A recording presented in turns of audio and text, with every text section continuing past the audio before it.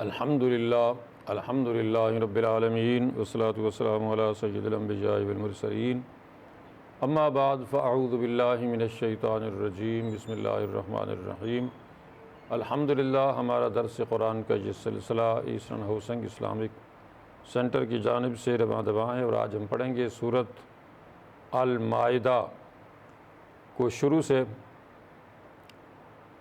تو سورۃ المائدہ جو ہے یہ مدنی صورت ہے، اور مدنی اور مکی صورتوں میں بنیادی طور پہ فرق یہ ہے کہ مدنی صورتوں میں زیادہ تر دنیاوی زندگی سے متعلق احکامات ہیں، جبکہ مکی صورتوں میں جو ہے وہ آخرت سے متعلق جنت، دوزخ، توحید، رسالت اور گزشتہ اقوام عالم کے حالات بین طور بیان کیے گئے ہیں، تاکہ لوگوں کو یہ بتایا جائے کہ سب سے پہلی بات جو سب سے زیادہ مکی صورتوں میں ہے وہ ونس آف اللہ تعالیٰ، ونس یعنی توحید باری تعالیٰ، کہ اللہ ایک ہے، اللہ کے سوا کوئی عبادت کے لائق نہیں۔ اور پھر یہ کہ دنیا میں جتنے بھی لوگ آئے ہیں ان کے پاس رسول بھیجے گئے ہیں، لیکن ان لوگوں نے جب انبیاء علیہ السلام کا انکار کیا تو ان کے ساتھ کیا سلوک کیا گیا، یہ بیان کیا گیا ہے مکی صورتوں میں۔ تو صورت اسٹارٹ ہوتی ہے یا ایھا الذین آمنوا اوفوا بالعقود احلت لکم بہیمۃ الانعام الا ما یتلی علیکم غیر محل الصید وانتم حرم ان اللہ یحکم ما یرید۔ اے ایمان والو، جو عقود ہیں، جو وعدے ہیں، جو ایگریمنٹس ہیں، ان کو پورا کرو۔ احلت لکم بہیمۃ الانعام الا ما یتلی علیکم، اور تمہارے اوپر جو حلال جانور ہیں وہ حلال کیے گئے ہیں،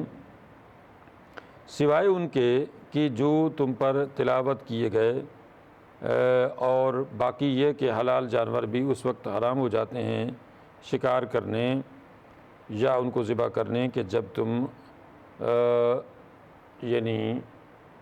احرام کی حالت میں ہو۔ ان اللہ یحکم ما یرید، یاد رکھو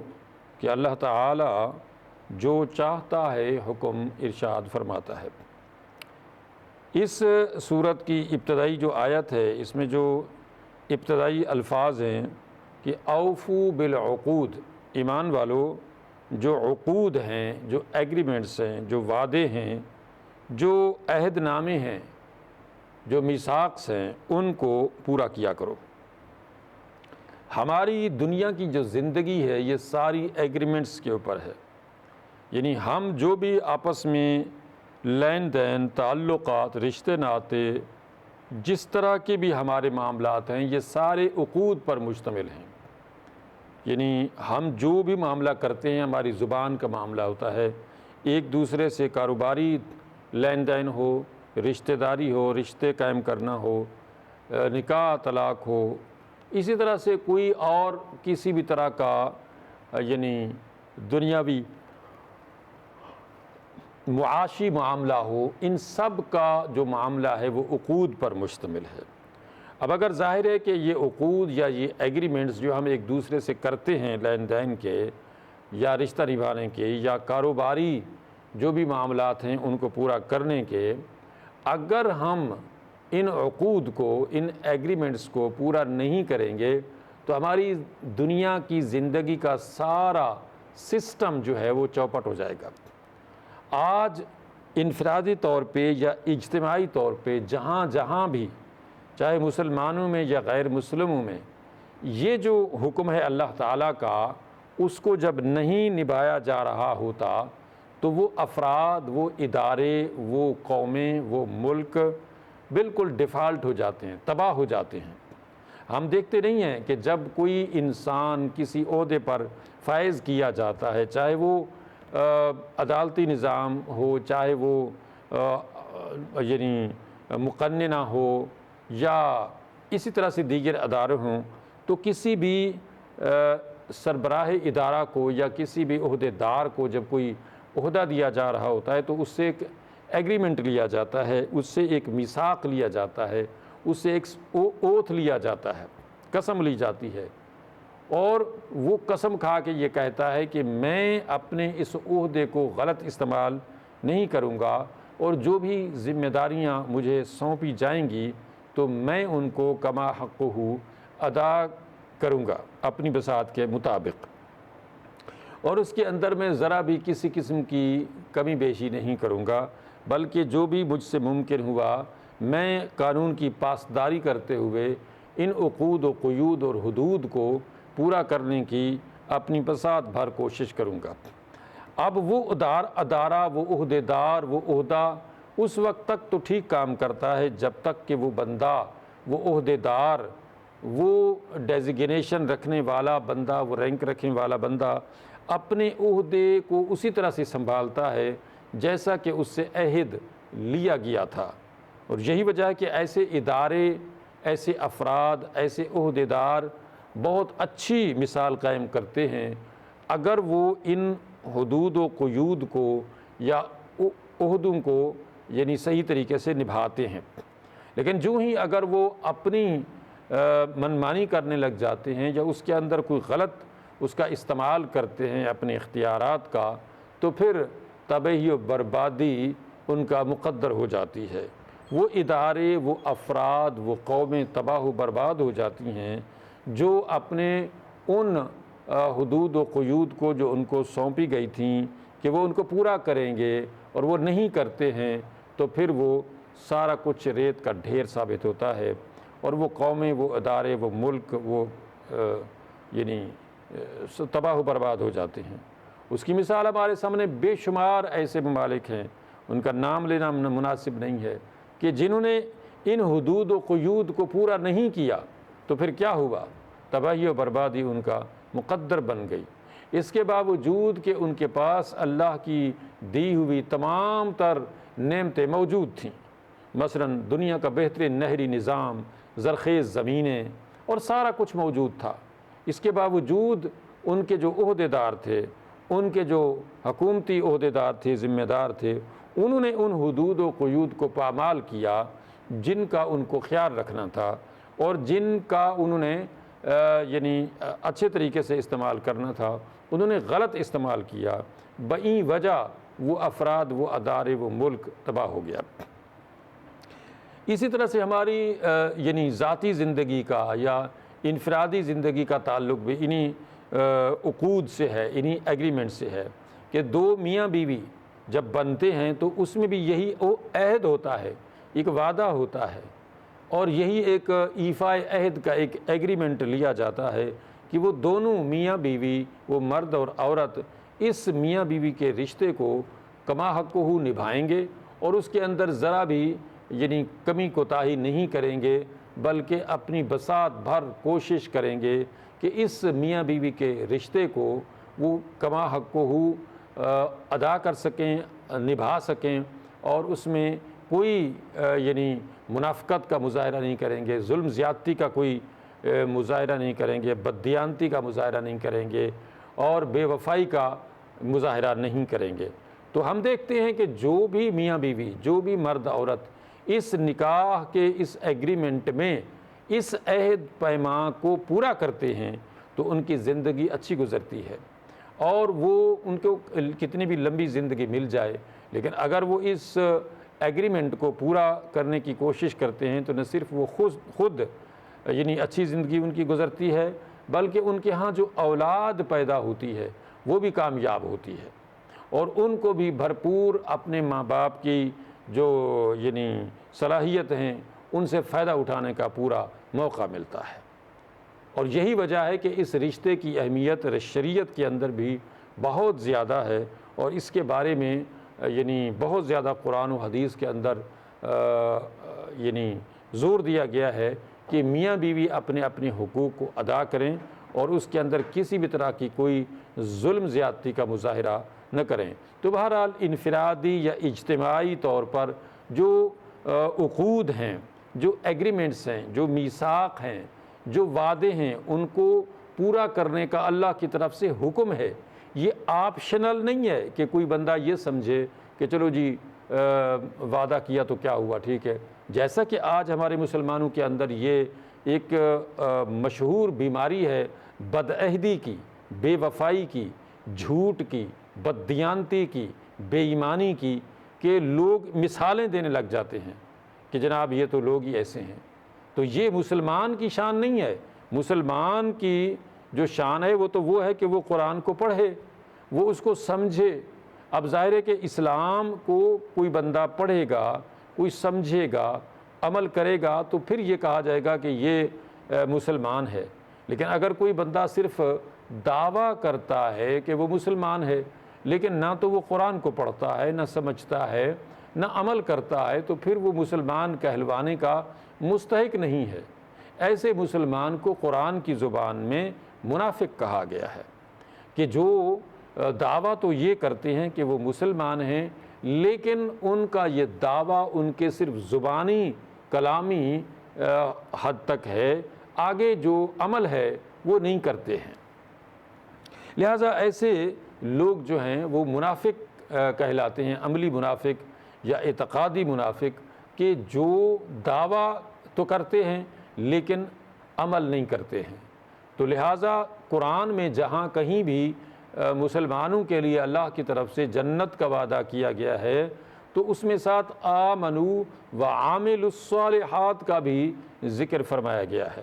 مطلب یہ کہ جو لوگ ایمان لائے، جنہوں نے مان لیا کہ وہ مسلمان ہیں، وہ اللہ کو، اس کے آخری رسول کو، سارے رسولوں کو، قرآن کو مانتے ہیں۔ اب یہ ماننا یہاں تک یہ ایک کلیم ہے، ایک دعویٰ ہے۔ اب اس کا جو اگلا مرحلہ ہے وہ ہے عمل، عامل الصالحات، یعنی انہوں نے وہ اعمال صالحہ بھی بجا وہ لائے جو کہ تقاضا ہیں ایمان کا۔ اب اگر انہیں ایمان کے تقاضے کو پورا کر لیا تو پھر وہ جنت کے مستحق بنیں گے۔ لہم جنات تجری من تحتہا الانہار ذالک الفوز الکبیر، کہ یہ سب سے بڑی کامیابی ہے کہ کوئی انسان مومن بن جائے دل سے، اور دل سے اسلام کو قبول کر لے، اور اس کے بعد اس پہ عمل بھی کرے۔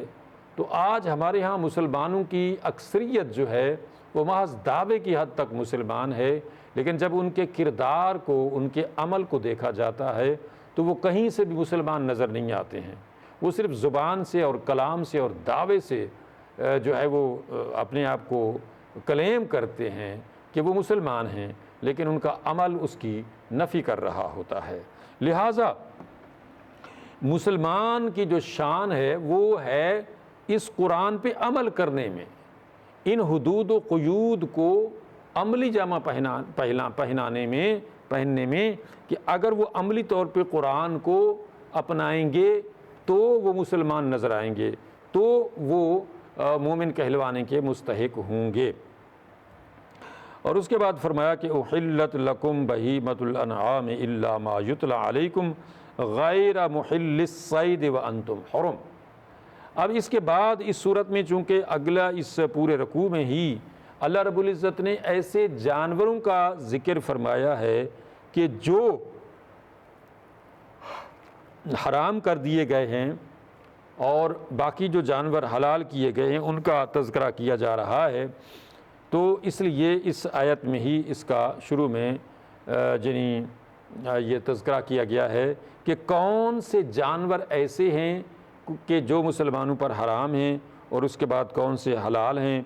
اور یہ بھی کہ جب حالت احرام میں ہوں، جب حج پہ جا رہے ہوں اور احرام باندھا ہوا ہو، تو اس وقت بھی جو ہے وہ شکار نہیں کر سکتے ہیں اور حلال جانور بھی نہیں پکڑ سکتے ہیں۔ ان اللہ یحکم ما یرید، بے شک اللہ تعالیٰ تمہیں جو چاہتا ہے وہ حکم عطا فرماتا ہے۔ مطلب یہ ہے کہ یہ اللہ کی منشا اور مرضی ہے کہ وہ تمہیں کون سا حکم دیتا ہے۔ اب تمہاری آگے مرضی ختم ہو جاتی ہے،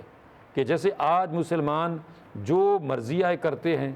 اگر مرضی آئے تو نماز پڑھ لی، مرضی آئے تو نہیں پڑھی۔ یہ مسلمان کہلوانے کا مستحق نہیں ہے بندہ، کہ اس کی مرضی ہو تو اسلام کے کسی حکم کو مان لے، اور مرضی نہ ہو تو نہ مانے۔ یہ صرف اللہ کی مرضی ہے کہ وہ مسلمانوں کو جو چاہے وہ حکم دے۔ آگے مسلمان کی یہ مرضی نہیں چلے گی کہ وہ چاہے تو اس حکم کو مان لے اور چاہے تو اس میں سے جو ہے کچھ مانے اور کچھ نہ مانے۔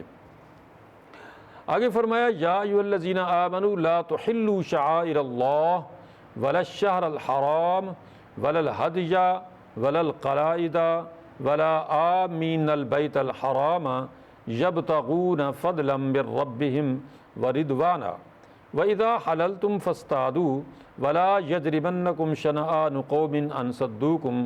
عَنِ الْمَسْجِدِ الْحَرَامِ أَن تَعْتَدُوا۔ اے ایمان والو، اللہ کے جو شعائر ہیں ان کو حلال نہ کرو، یعنی اللہ تعالیٰ نے جو نشانیاں رکھی ہیں، جو احکامات دیے ہیں، ان کے اندر اپنی منمانی نہ کرو، اس لیے کہ اللہ تعالیٰ نے جو کہا ہے کہ یہ حلال ہے تو وہ حلال ہے، جو کہا ہے کہ یہ حرام ہے تو وہ حرام ہے۔ تم اپنی طرف سے کسی بھی معاملے میں کسی بھی چیز کو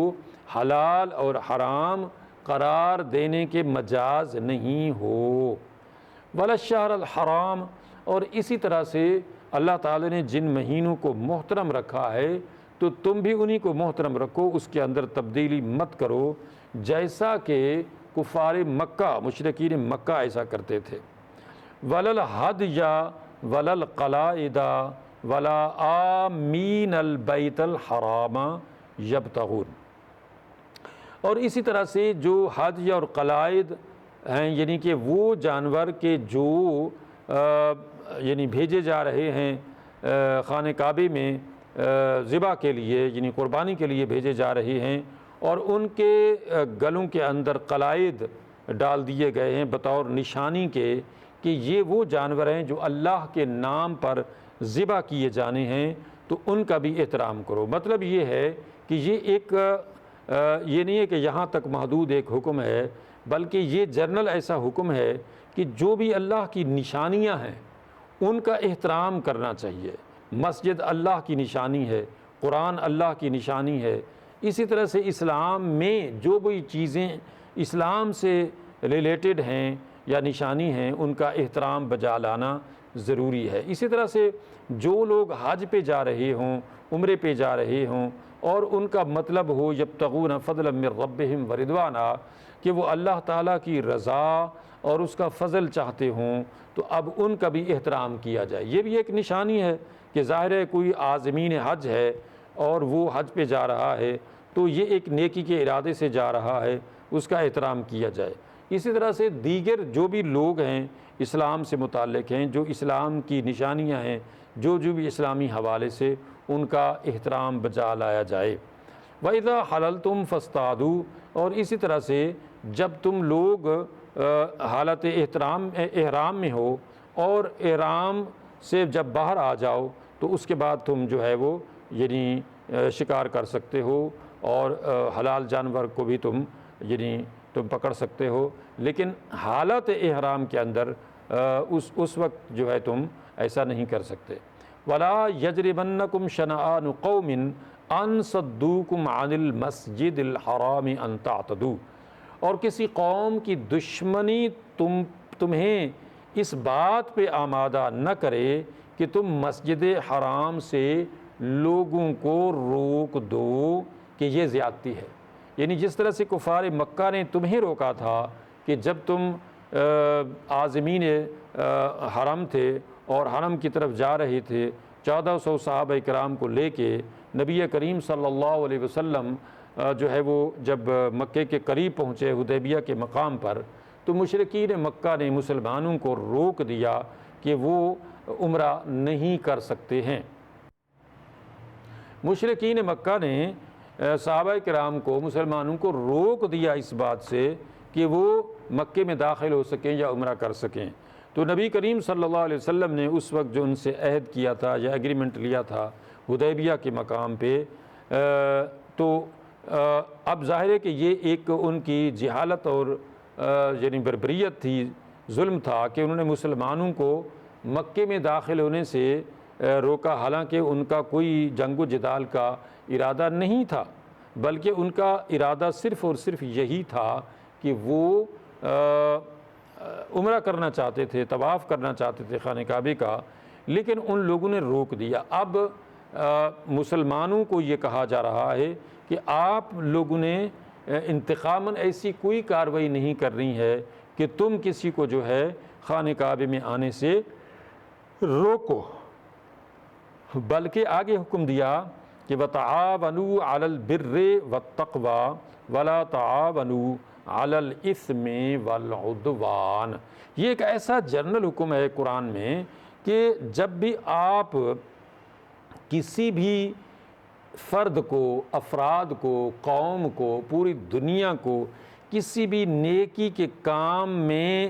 دیکھیں کہ وہ کوئی اچھا کام کر رہے ہیں، وہ کوئی رفاع عامہ کا کام کر رہے ہیں، کوئی انسانی بھلائی کا کام کر رہے ہیں، کوئی بھی یعنی وہ دنیا سے متعلق ہو یا دین سے متعلق ہو، کوئی بھی کام ہو، اگر وہ بھلائی کا کام ہے تو اس کو کریں۔ جیسے UN کے بعض ادارے ہیں، یونیسیف ہے یا اس طرح کے ہیں، یا جو انسانی بھلائی کے جتنے بھی ادارے ہیں، چاہے وہ کافر چلا رہے ہوں، ان کا تعاون، ان کے ساتھ تعاون کیا جائے تاکہ انسان، جیسے افریقہ کے اندر قحط پڑا ہوا ہے اور ان اداروں کے کرنے والے کئی لوگ ایسے ہیں جو غیر مسلم ہیں، تو مسلمانوں کو بھی اسی طریقے سے ان اداروں کا ساتھ دینا چاہیے یا الگ سے اپنا ادارہ قائم کر کے ان انسانی بھلائی کے کاموں میں حصہ لینا چاہیے، گو کہ وہ کسی بھی مذہب سے تعلق رکھتے ہیں، یعنی افریقہ کے رہنے والے چاہے وہ عیسائی ہوں، یہودی ہوں، مسلمان ہوں، کوئی بھی ہوں، انسان ہیں، تو ان کی بھلائی کے لیے اگر کوئی بھی کام کرے گا تو وہ اس میں تعاون کیا جائے تاکہ انسانی بھلائی کے کاموں کو پروان چڑھایا جائے۔ لہٰذا یہ ایک ایسا جنرل حکم اللہ نے دے دیا ہے کہ جب بھی کبھی کوئی نیکی کا کام ہو، کوئی بھلائی کا کام ہو تو اس میں تعاون کرو، اس میں معاونت کرو، اور اسی طریقے سے کوئی اگر برائی کا کام ہو تو اس میں پھر تعاون نہیں کرنا ہے۔ یعنی جیسے بہت سارے ادارے ہیں، بہت سارے افراد ہیں، وہ بے حیائی کے کام کرتے ہیں، گندے کام کرتے ہیں۔ آج کے دور میں اس کی سب سے بڑی مثال یہ ہے کہ آپ یوٹیوب پہ، واٹس ایپ پہ، انسٹاگرام پہ،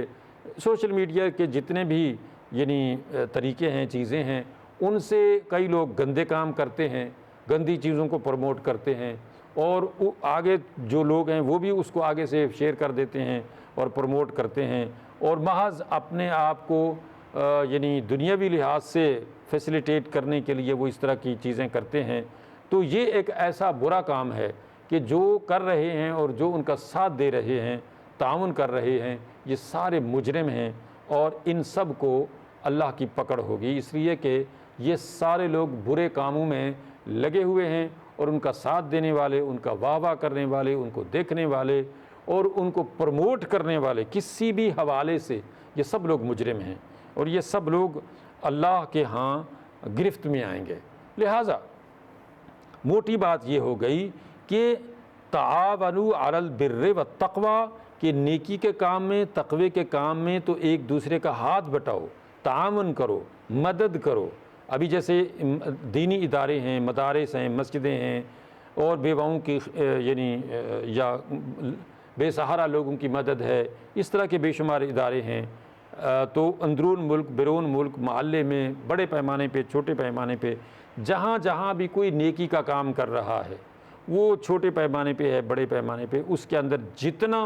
ممکن ہو سکتا ہے سب لوگوں کو اپنے اس میں کردار ادا کرنا چاہیے۔ یہ کبھی نہیں سوچنا چاہیے کہ میرے اندر کوئی صلاحیت نہیں ہے یا میرے پاس تو کچھ نہیں ہے، نہیں، جتنا بھی ممکن ہے، چاہے وہ زبان سے کر سکتا ہے، وہ قلم سے کر سکتا ہے، وہ کسی کو مشورہ دے کے ہی کر سکتا ہے، تو کوئی بھی یعنی جتنا بھی ذرا سا بھی جو ہے وہ نیکی کر سکتا ہے۔ جیسا کہ حدیث پاک میں ہے کہ جہنم کی آگ سے بچو، چاہے ایک کھجور کا دانہ ہی صدقہ کر کے، مطلب ایک معمولی سی ایک چیز ہے کھجور کا دانہ، اگر وہ بھی تم دے رہے ہو نا بطور صدقہ کے، تو یہ مت سمجھو کہ یہ تو ایک دانہ ہے، اس سے مجھے کیا نیکی ملے گی، اس سے مجھے کیا ثواب ملے گا، اس سے مجھے کیا فائدہ ملے گا، نہیں، وہ بھی تمہارے لیے جہنم سے بچنے کا سامان بن سکتا ہے۔ جیسا کہ ایک خاتون کے بارے میں حدیث میں آیا ہے کہ ایک حدیث میں خاتون ہے، ایک حدیث میں مرد کا بھی ذکر ہے، کہ جس نے ایک کتے کو، کوئی پیاسے کتے کو دیکھا کہ اپنے پیاس کی شدت کی وجہ سے وہ کیچڑ چاٹ رہا تھا، تو اس نے اس کتے کو پانی پلا دیا کہ اس کو پیاس لگی ہے، اس وجہ سے یہ کیچڑ چاٹ رہا ہے، تو اس پر ترس کھانے کی وجہ سے اور اس کو پانی پلانے کی وجہ سے اللہ تعالیٰ کو اس کی یہ ادا اتنی پسند آئی کہ اللہ نے اس کی بخشش فرما دی۔ اور پھر حدیث میں آتا ہے کہ وہ ایک خاتون ایک بری خاتون تھی، بد کردار خاتون تھی، لیکن اس کے باوجود اس کے صرف اس عمل کی وجہ سے کہ اس نے ایک پیاسے کتے کو پانی پلا دیا تو اللہ کو اس کی یہ ادا اتنی پسند آ گئی کہ اللہ نے اس کی بخشش فرما دی ہو کما قال۔ بہرحال تو نیکی کے کام میں جتنے پیمانے پہ وہ ہو رہا ہے، چھوٹے پیمانے پہ ہے، بڑے پیمانے پہ ہے، جہاں جہاں جس کا بس چلتا ہے وہ اس کے اندر اپنا پارٹیسپیٹ کرے، اس میں تعاون کرے، اس میں بھرپور کوشش کرے تاکہ اس کا بھی اس میں حصہ بن جائے۔ اور اسی طرح سے برے کام کے اندر بالکل اپنے آپ کو دور رکھے اور کسی بھی طرح سے اس کا حصہ نہ بنے، اس لیے کہ اگر اس نے جیسے آج کے دور میں ایک بری ایک ویڈیو ہے یا کوئی چیز ہے اور وہ اس کو آگے شیئر کر دیتا ہے تو اب یہ جب تک چلتی رہے گی اس کو بھی جو ہے اسی طرح سے اس کا گناہ پہنچتا رہے گا اور یہ بھی گرفت میں آئے گا۔ لہٰذا برے کام سے اپنے آپ کو بالکل بچایا جائے، دور رکھا جائے، اور اللہ نے بلکہ آگے فرمایا واتقوا اللہ، اللہ سے ڈرو، یعنی جب اللہ سے ڈرو گے تو پھر تم کبھی بھی ایسی کوئی حرکت نہیں کرو گے کہ جس میں گناہ کا کوئی شائبہ بھی ہے، شبہ بھی ہے، کہ تم اس ایسے کام میں جا پڑو کہ جو گناہ کا باعث ہے، تمہارے لیے عذاب کا باعث بنے۔ لہٰذا جب اللہ کا خوف تمہیں رہے گا اور تم جہنم سے ڈرو گے، آخرت کا خوف رکھو گے، تو پھر کبھی بھی تمہارے ذہن میں، دل و دماغ میں کبھی ایسی کوئی چیز نہیں آئے گی کہ جس سے تم برائی کے کام میں حصے دار بن سکو۔ ان اللہ شدید العقاب، یاد رکھو کہ اللہ تعالیٰ سخت عذاب دینے والا ہے۔ یہ وہ لفظ ہے، یہ وہ وارننگ ہے جو قرآن میں بار بار اللہ دیتا ہے کہ ان اللہ شدید العقاب، اللہ تعالیٰ کا جو عذاب ہے نا بڑا شدید ہے، اللہ کی پکڑ سے کوئی نہیں بچ سکتا ہے۔ مثلا ایک بندہ کرمنل ہے، اس نے 100 قتل کیے، 1000 قتل کیے، اس نے بے شمار یعنی کرائم کیے اور جو ہے وہ بھاگا پھر رہا ہے اور اس کے پیچھے کئی ملکوں کی پولیس لگی ہوئی ہے، تو وہ جو ہے وہ چھپ جاتا ہے، وہ پیسے دے دیتا ہے وہ وکیلوں کو، ججوں کو، اور اس طرح سے وہ اپنا جو ہے بچاؤ کر لیتا ہے اور چھپا پھر رہا ہے اور وہ پکڑا ہی نہیں دے رہا ہے۔ یہ تو ہم نے دیکھا، یہ تو ہم سنتے ہیں، لیکن کیا اللہ کی پکڑ بھی ایسی ہے کہ کوئی انسان جو ہے وہ بے شمار دنیا کو قتل کر دے اور بے شمار جرائم کر لے اور پھر بچ جائے؟ تو ایسا نہیں ہوتا۔ ہم دیکھتے نہیں ہیں کہ جب اللہ تعالیٰ کسی کو پکڑتا ہے، مثلا اللہ تعالیٰ کسی کو موت دینا چاہتا ہے، چاہے وہ جوان ہو، چاہے وہ کتنا بھی صحت مند ہو، وہ بھاگ دوڑ رہا ہو، لیکن آنن فانن وہ زمین پہ گر کے ٹھنڈا ہو جاتا ہے، مر جاتا ہے۔ یہ ہے اللہ کی پکڑ، یعنی اللہ جب پکڑتا ہے تو بندہ بھاگ نہیں سکتا ہے، بندہ چھپ نہیں سکتا ہے، بندہ پیسے دے کے اپنے آپ کو بچا نہیں سکتا ہے، رشوت دے کے، سفارش کر کے، کوئی بھی ایسا ہیلا بہانہ عذر کر کے نہیں بچ سکتا جب اللہ تعالیٰ گرفت میں لیتا ہے۔ اس لیے اللہ فرماتا ہے ان اللہ شدید العقاب، یاد رکھو کہ اللہ کی پکڑ بہت سخت ہے، اللہ کی گرفت بہت سخت ہے۔ اللہ تعالیٰ سمجھنے، عمل کرنے کی توفیق عطا فرمائے۔ وآخر دعوانا ان الحمد للہ رب العالمین۔